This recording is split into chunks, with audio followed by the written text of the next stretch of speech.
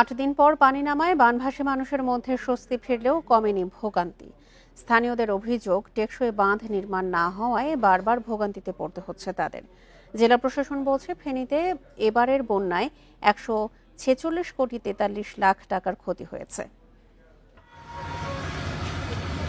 ফেনীর উত্তরে সীমান্ত ঘেঁষা ৩ উপজেলা ফুলগাজী, পরশুরাম ও ছাগলনাইয়ার বুক চিরে বয়ে গেছে মুহুরী, কহুয়া ও সিলুনিয়া নদী। বন্যা নিয়ন্ত্রণে নদী তীরবর্তী এলাকায় ২০০৪ সালে বাঁধ নির্মাণ শুরু হয়, শেষ হয় ২০১১ সালে। ১২২ কিলোমিটার মাটির বাঁধ তৈরিতে ব্যয় হয় ১৩৭ কোটি টাকা। কিন্তু অবকাঠামো দুর্বল হওয়ায় বাঁধের বিভিন্ন স্থানে দেখা দেয় ভাঙন। বন্যার পানি ঢুকে তলিয়ে যায় বসতবাড়ি, ফসলি জমি, আঞ্চলিক ও গ্রামীণ সড়ক, ভেসে যায় মাছের ঘের। প্রতি বছরই এমন দুর্ভোগে পড়েন লাখো মানুষ।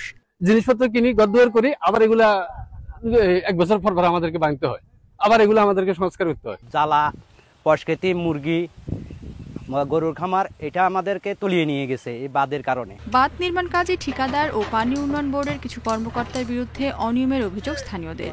সেনাবাহিনীর তত্ত্বাবধানে টেকসই বাঁধ চান তারা। যাতে সেনাবাহিনীর মাধ্যমে কাজগুলো করানো হলে বাঁধটা টেকসই হবে এবং কি আমরা এই দুই পাড়ের মানুষ স্বস্তিতে থাকতে পারবে। ৭,০০০ না ৭০,০০০ কোটি টাকা যদি দেয়, আমার মনে হয় না যে এটা আপনার প্রপার কাজ হবে।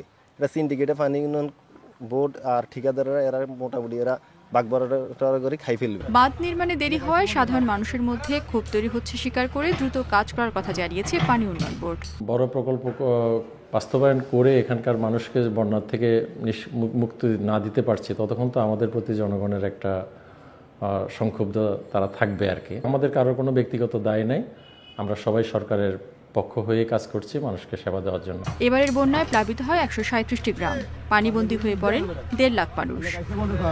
Independent news.